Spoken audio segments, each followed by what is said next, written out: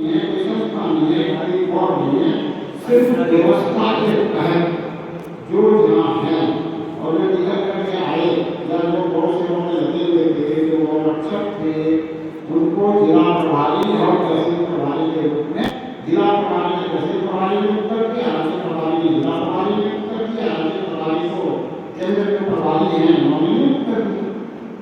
अच्छा, उसके बाद आप स्वयं से क्या कर सकते हो? जैसे मैं मुझे किसी ने कुछ भी मुझे नहीं किया और मुझे होने की जरूरत नहीं है देश सेवा की।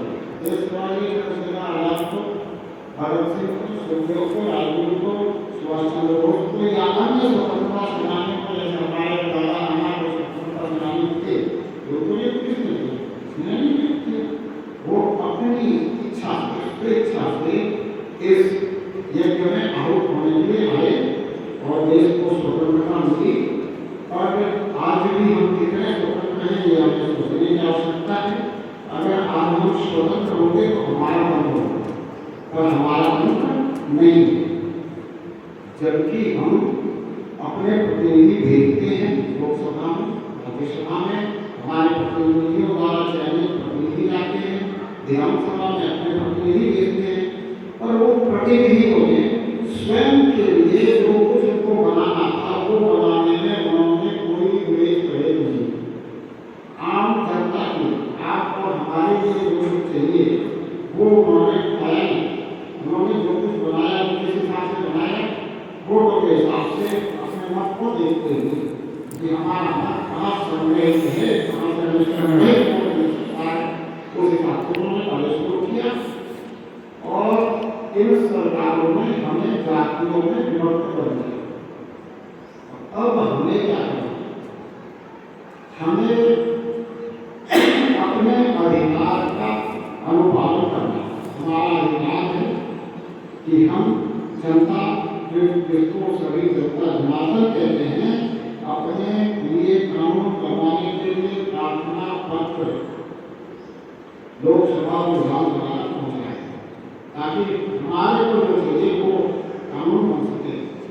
आज के कानून ऐसे बने हुए हैं जो हमारे लिए हैं कि नहीं, इसमें अगर हम विचार करें तो बहुत सारे ऐसे नियम कानून हैं जो हमारे लायक नहीं है, हमारे सभ्यता संस्कृति के अनुसार नहीं।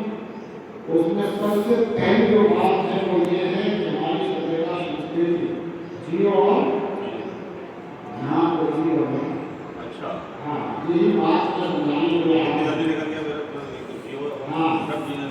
हाँ, क्योंकि हमने यही सुना है, हमने चिंतन नहीं किया, हमने किसी को बताया नहीं कि हमारी संस्कृति जियो और जियाओं की संस्कृति है।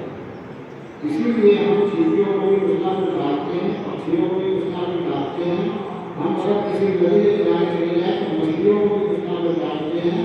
हम जहाँ जाते हैं हमें कोई भूखा दिखता है तो उसको डालते हैं, हम माता को पहले रोटी देते हैं, हम कुत्ते को अंतिम रोटी देते हैं, श्राद्ध के समय कौवे के लिए भोजन देते हैं, हम श्राद्ध के समय भिखारी को भोजन देते हैं, हम श्राद्ध के समय ब्राह्मण को भोजन देते हैं। जो ब्राह्मण उस स्थिति में जिस तरह श्राद्ध शुरू किया गया था, हमारे नौनिहालों को शिक्षा देने का, विद्या पाने का कार्य करते हैं और उनका जीवन उस विद्या के धंधे से नहीं चलता। वहाँ उस समय वो विद्या जो है उनके लिए किसी प्रकार का व्यवहार नहीं, वो विद्या दान करते हैं। आज विद्या दान नहीं हो रहा है और हमारे पुजारी हैं, ब्राह्मण उनको भी कहते हैं, आज पुजारियों को पुराण प्रदान करते हैं। फिर भी आज एक पुजारी का लड़का पुजारी नहीं बनना चाहता और पुजारी स्वयं पुजारी नहीं बनना चाहता। इस परिस्थिति में आपके जो पहले से जो मंदिर है उसका कैसे होगा संरक्षण? उस मंदिर में कैसे हमेशा जो है पूजा आरती होती रहेगी? कैसे उस मंदिर में व्यवस्था अच्छी रहेगी जब पुजारी का बच्चा पुजारी बनने को तैयार नहीं है? तो फिर इसके लिए सबको ने गुरुकुल शुरू किए हैं और गुरुकुल में संस्कृत पढ़ा करके कुछ बच्चों को तैयार किया जाता है जो कर्म कांड करवा सके, जो पुजारी बन सके, जो अपनी पहली सीढ़ी को संभाल सके। अगर पहली सीढ़ी नहीं होगी तो आप अंतिम सीढ़ी परमात्मा को पहचानने की जो आपकी इच्छा है, जो परमात्मा को प्राप्ति के लिए आपको मनुष्य शरीर मिला है, वो आप निश्चित हो नहीं कर पाएंगे। पहली सीढ़ी नहीं होगी। हमारी भारतीय सनातन सभ्यता संस्कृति का मूल क्या है?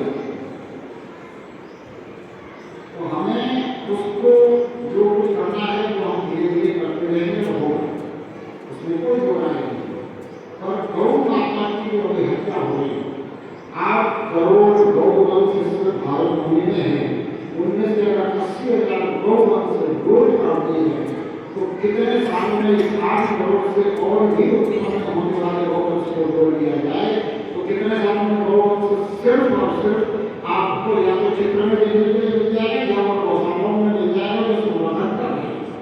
इसके अलावा आपको गौवंश देखने को नहीं मिल जाएगा। और ये वो गौवंश है जिसको हमारे पूर्वजों ने गौधन कहा था।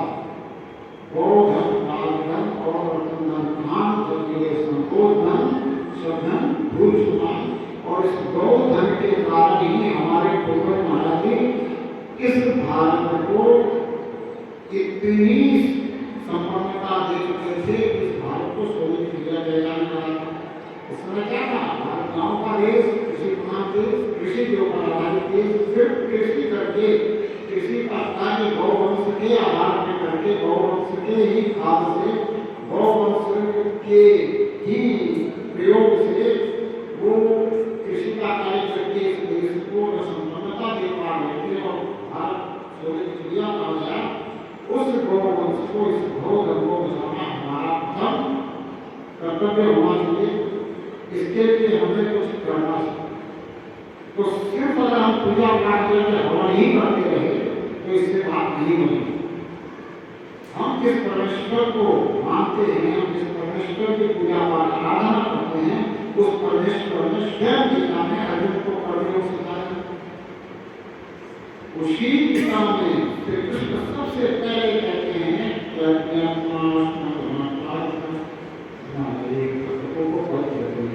क्षुद्रम हृदय गौरवन्यम राजन तू अपने हृदय की दुर्बलता को छोड़ो, क्षुद्रता को छोड़ो। लड़ने के लिए धर्म का कार्य करना है तो कर्मयोगी बनना है। अब हमें यहाँ लड़ना है, हमें तो यहाँ प्रेम से प्रार्थना पत्र देना है और भारत के जन जन को प्रेम से उसके अधिकार बताने कि आपका अधिकार है कि आप दो, और जनमत के साथ दोगे तो बात सुनी जाएगी। अकेले अकेले किसी सुनी नहीं जाती, क्योंकि प्रजातंत्र में भी प्रजा अगर एकत्र होकर के कुछ कहे तो सुनी जाएगी। अभी परसों एक वीडियो हुआ है योगी जी, वो कह रहे हैं 100 करोड़ भारतीय चाह रहे तो सब कुछ ही हो सकता है। 100 करोड़ भारतीय चाह रहे तो बहुत सब कुछ। संत कह रहे केवल 70-80 करोड़ भारतीय अपने सिग्नेचर करके या मिस कॉल करके या सोशल मीडिया के प्लेटफॉर्म पे अपनी उपस्थिति दिखा दें और कुछ लोग ही पहुंच जाए सरकार को पैसे लगे, तो ये सब देखते हुए भी सरकार को करना पड़ेगा। क्यों? क्योंकि महत्व तो सरकार को चाहिए और जनता अगर किस तरफ है तो इस काम को करने से उनको मत देने की आवश्यकता नहीं है। क्योंकि अगर उन्होंने राम मंदिर बनाया और राम मंदिर बनाने में अगर हमने ये कहा कि जो राम को लाया है हम उसको लाएंगे, तो अगर हम भारतीय सनातनी गौ माता के प्रति भावुक है, श्रद्धालु है, गौ के प्रेमी है, गौ सेवक हैं, तो हम अगर अपना सहमत दिखा दें तो वो करेंगे तो हम देख जाएंगे कि जिसने गाय को बचाया हम उसको बचाएंगे। और आज के समय में संतों की ऐसी सोच है कि धार्मिक मंदिरों से बहुत सारे मंदिरों से कॉरिडोर वगैरह बनाए, बहुत सारे ऐसे कार्य किए जो इस भारतीय सनातन सभ्यता संस्कृति की मूल है, जो पहली सीढ़ी है उसको संभालने का काम किया।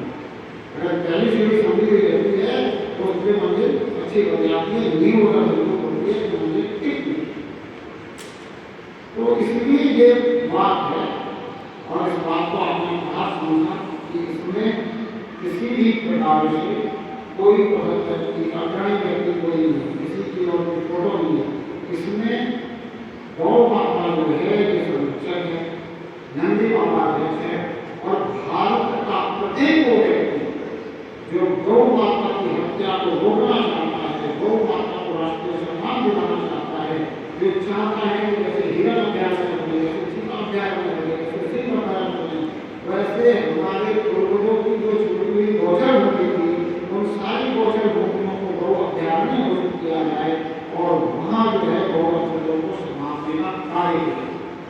वो अगर ऐसा चाहता है तो वो स्वयं प्रबंधन करे, स्वयं व्यवस्थापक बने, स्वयं की व्यवस्था से, स्वयं के प्रबंधन से जो ये प्रारूप बनाया गया है, प्रारूप के अनुसार 27 तारीख को ज़्यादा से ज़्यादा लोगों को अपने साथ में जोड़कर, सबको साथ में जोड़कर तहसील में पहुँचेगा। जितने सिग्नेचर किए हुए नाटक हैं उसका संलग्न करके वहाँ उनसे रिसीविंग ले रहे थे। हमने जितने संलग्न पेपर आपको दिए और जितने लोग चाहते हैं आपने हमें और वो 27 तक पूरे भारत में तहसील में जमा करने के बाद भी 40 करोड़ हो पाए, 50 करोड़ हो पाए, 60, 70, 80 हो पाए, 80 करोड़ हो गए तो आज मनी चाहिए नहीं हुए तो फिर समय मिला है कि जहाँ करने से चूक गए, जहाँ करने से पहले उसको आप नहीं बोल पाए, जिससे आप इसको नहीं कर पाए, जिससे आप सिग्नेचर नहीं दे पाए, जब और वो पहले वाले पैसे के रिसीविंग पेपर के साथ में उसके साथ वो भी और राजनीति का 27 जुलाई को अपने जिला में तो अभी हम ये बता रहे हैं तहसील में बहुत अच्छा लगेगा। अगर हम अभी मेहनत करें तो हमें आगे इसके लिए बुरा मेहनत नहीं करनी पड़ेगी। हम एक गाँव में जा रहे हैं, उस गाँव में अगर अपने व्यक्ति का हम सिग्नेचर करवाएं, अपने व्यक्ति तक हम मिलने का प्रयास करें तो एक व्यक्ति को मिलने सकता, जिला सबसे मिलने सकता, तो तहसील प्रभावी है वो भी सबसे मिलने सकता। तो जो वार्ड बनाए गए हैं उनको इस तरह से कोई हौसला देते हैं, उनका इस तरह से उत्साह प्रकट किया है, उनके अंदर बहुत दिन अगर अटूट भरा हुआ है तो उनको कहा गया है कि आपको 2-4 दिन समय देगा, ज़्यादा नहीं देगा। 4 दिन में आप अपने गाँव में 4 लोग और तैयार करो और उसके बाद फिर 4 जो है 4 दिन और देंगे। 1 हफ्ते के अंदर इस दुनिया में आना हो सकता है, ज़्यादा समय देने की जरूरत नहीं है, लेकिन व्यवस्था को अपनी जैसा रखिए बनाने की जरूरत है। और चूंकि स्वयं को प्रभावी है किसी का कोई प्रभाव तो नहीं है, कोई ऐसा तो है नहीं किसी पार्टी से या किसी संस्था से या किसी संगठन से है आपको भाव में करना ही पड़ेगा। तो वो स्वयं को है और अपनी भाव से करेंगे तो जैसे आज 50 घंटे को कम से कम रोज काम करें। तबियत खराब हो रही है वो ऐसे लगते हैं जो गौ माता को उपचार वो इंजेक्शन लेकर आते हैं, मेडिकल उससे दवाइयाँ